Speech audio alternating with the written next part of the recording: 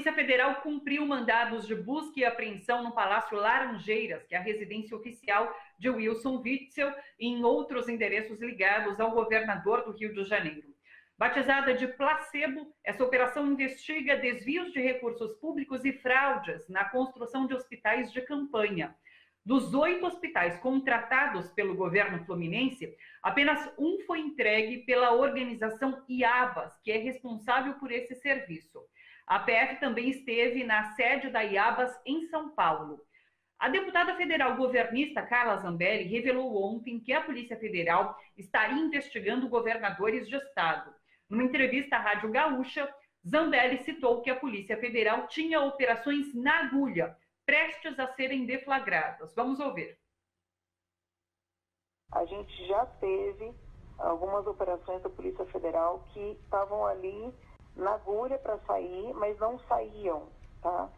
E a gente deve ter, nos próximos meses, o que a gente vai chamar, talvez, de covidão, ou de, né, não sei qual vai ser o nome que eles vão dar, mas já tem alguns governadores sendo investigados pela Polícia Federal. Numa nota publicada nas redes sociais, Wilson Witzel negou participação em qualquer irregularidade nas denúncias levantadas pelo Ministério Público Federal. Witzel disse que está à disposição da Justiça com sigilos abertos e ressaltou a divulgação da operação por deputados bolsonaristas.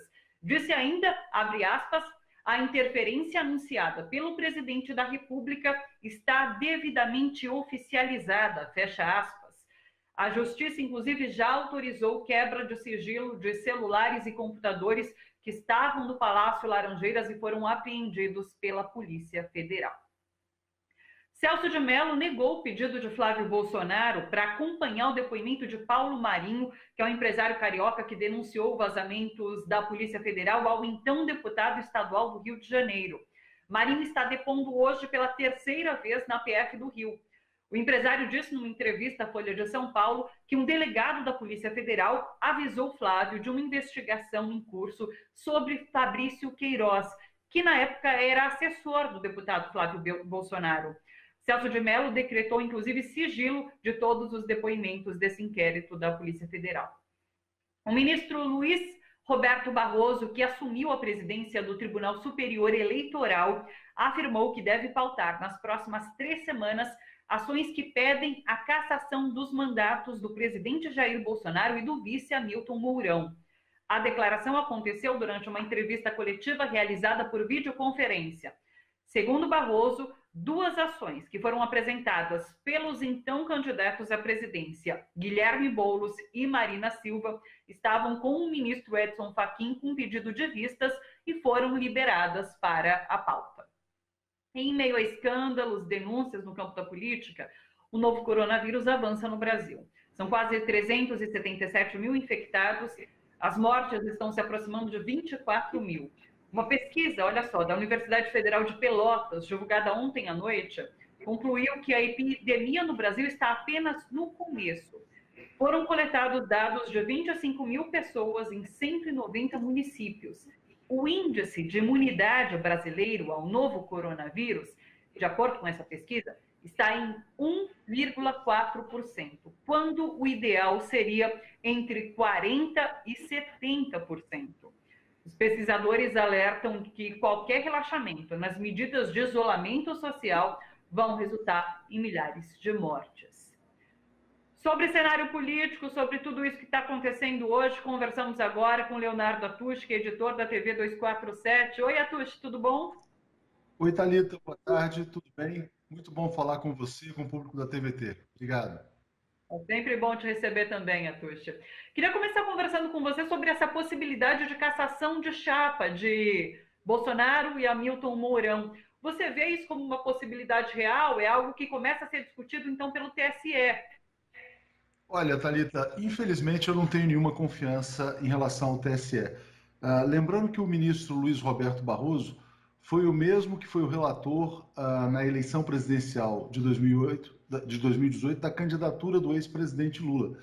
E eu me lembro que ele fez um contorcionismo jurídico para justificar a não participação do ex-presidente no processo eleitoral, provavelmente porque também sofria pressões de setores militares para que o Lula não fosse candidato naquele momento. Então, não acho que agora, mesmo com todo o estrago já causado pelo governo Bolsonaro, que ele vá ter mais independência do que teve naquele momento. Acho que há muito receio nas chamadas instituições em relação ao cabo e ao soldado, para ser mais claro, em relação ao poder militar. Acho que o Bolsonaro tem apoio das Forças Armadas, acho que a gente vive uma espécie de governo civil-militar e um governo militar não totalmente declarado. Então, a meu ver, ele até pode colocar em pauta a ação que pede a cassação de chapa, mas se já tiver um acordo para arquivá-la. Essa é a minha percepção inicial.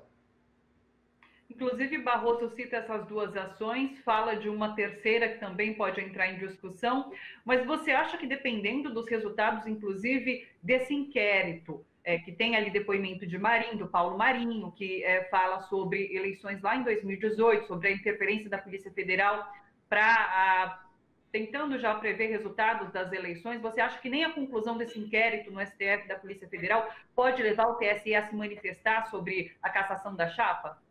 Não, em tese, sim, porque, na verdade, a entrevista do Paulo Marinho ela confirma que a eleição de 2018 foi fraudada, não só pelo esquema das fake news, que todas as pessoas já conhecem, mas também pelo uso da Polícia Federal. Não só por ter avisado a família Bolsonaro em relação à investigação do caso Queiroz, da rachadinha lá do Rio de Janeiro, mas também a própria ação da Justiça do Paraná, que vazou a delação do Antônio Palocci. Então, você teve uma ação de um lado para prejudicar a candidatura do Fernando Haddad e de outro lado uma ação para proteger a candidatura do Jair Bolsonaro. Então aí você já tem duas interferências. Mas a questão, a meu ver, nos coloca apenas no campo técnico, tem também o componente político. Só haveria a possibilidade de cassação da chapa se já tivesse sido costurado um acordo entre as elites para o afastamento de Bolsonaro, Mourão e a convocação de novas eleições, que seria a consequência, né, dessa anulação da chapa. E como é que seriam essas eleições? Não vejo um ambiente formado para isso. Acho que seria um cenário ainda mais caótico em plena pandemia. Então, se o Barroso, se não, eu vi que ele fez essa declaração, mas tendo feito ele essa declaração de que vai colocar em pauta, que vai analisar, acho que é mais no sentido de arquivado que propriamente de olhar as provas e caminhar ali para uma anulação da chapa. Talvez até para encerrar esse assunto prematuramente, para não dar muita corda. Sim. Atush, queria saber a sua opinião sobre essa operação da Polícia Federal hoje, então, que fez busca e apreensão no Palácio Laranjeiras, residência oficial de Wilson Witzel. Witzel falou em polícia política. Dória também se manifestou há pouco, falou numa escalada autoritária de Bolsonaro por conta dessa operação contra Wilson Witzel. Os dois, a gente sabe, são oponentes ali de Bolsonaro. Como que você viu isso tudo? Inclusive, nas redes já começam a chamar a PF de Gestapo, que era a polícia secreta do Estado durante o nazismo, né? Como que você viu tudo isso? Então, eu acho que é necessário ter uma certa cautela. Eu acho que, de fato, né, a exploração política do que aconteceu hoje de manhã sinaliza, sim, para a existência de uma polícia política. Quando você percebe que essa operação vazou para Carla Zambelli, que ela já anunciou que haveria ações contra governadores, quando você vê toda a comemoração dos deputados bolsonaristas, enfim, mas ao mesmo tempo, eu estou aqui na minha frente com a decisão do ministro Benedito Gonçalves, do STJ, que fala em claros indícios de corrupção no governo do Rio de Janeiro, com a participação da cúpula do Estado e num modelo que lembra muito até, na verdade, o que era o chamado esquema do Sérgio Cabral, do ex-governador do Rio, cuja mulher, Adriana Anselmo, era advogada e recebia pagamentos ali de fornecedores do Estado. Enfim, a mesma coisa que acontece no caso do Witzel. A esposa dele se chama Helena Witzel, é advogada, e o escritório onde ela trabalha também recebeu pagamentos dessas organizações sociais, essas OCIPs, né, que são contratadas emergencialmente para fazer os tais hospitais de campanha. Então, segundo o STJ e o ministro, o relator, que é o Benedito Gonçalves, o que ele fala é que há claros indícios de corrupção no governo do Rio. Então, isso tem que ser investigado. O problema é a maneira como se faz isso, né? Toda essa coisa espalhafatosa, vazamento. Né? Por que a Carla Zambelli soube antes? Né? Por que ela teria uma informação privilegiada? Será que a Polícia Federal hoje Porque eu me lembro, na época do Zé Eduardo Cardoso, ele falava o seguinte: o ministro não ficava sabendo do que ia acontecer, né? Agora, aparentemente, todos eles já sabiam. Então, já há claramente uma exploração política. O Flávio Bolsonaro já está antecipando que vai vir uma tsunami de acusações contra o Wilson Witzel. E o Witzel, naturalmente, ele usa essa questão da polícia política. O que eu acho que é importante também é o fato de ter sido apreendido o celular do governador, que é uma coisa gravíssima, né? Certamente ele se comunica com outros governadores, com seus secretários. Então, acho que a partir dessa operação vai se fazer muita coisa contra outros políticos. Acho que o Dória tem razão em falar em escalada autoritária, mas não é de hoje, né?